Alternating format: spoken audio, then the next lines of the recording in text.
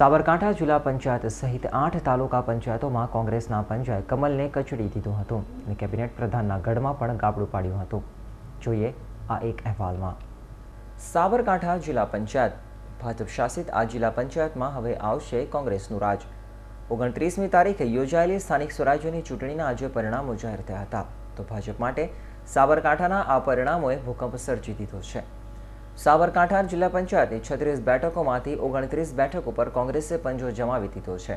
તો માત્ર 7 બેઠકો મેળવીને ભાજપનું કમળ લઘુમતીમાં આવી જતા ભાજપે સત્તા ગુમાવી પડી છે.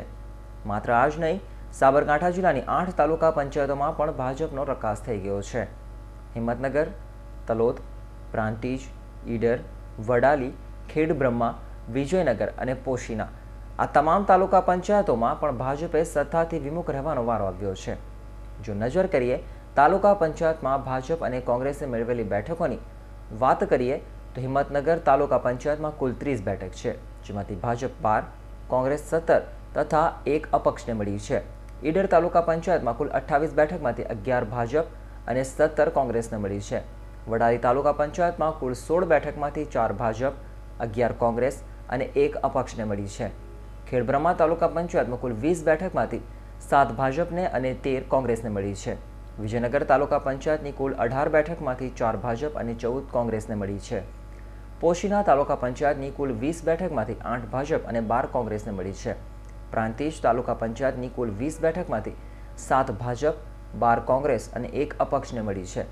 તેમજ તાલુદ તાલુકા પંચાયતની કુલ 20 બેઠકમાંથી 9 ભાજપ અને 11 કોંગ્રેસને મળી છે. નોંધનીય છે કે આ ચૂંટણીમાં ભાજપના ખેરખાં ગણાતા લોકોની પણ હાર થઈ છે. ભાજપના મહિલા મોરચાના રાષ્ટ્રીય ઉપાધ્યક્ષ કૌશલ્ય કુંવરબાની કારમી હાર થઈ છે.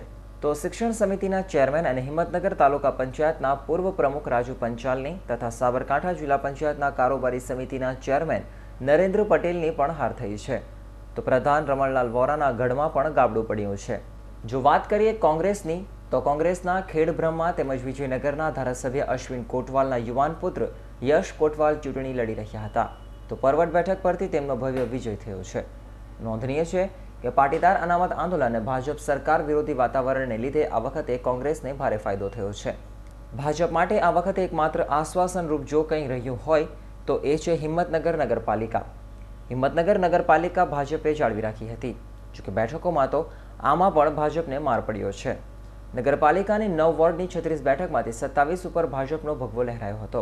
તો 9 બેઠકો મેળવવામાં કોંગ્રેસ સફળ રહી હતી. જોકે કોંગ્રેસે કાંઈ ગુમાવવું ન હતું.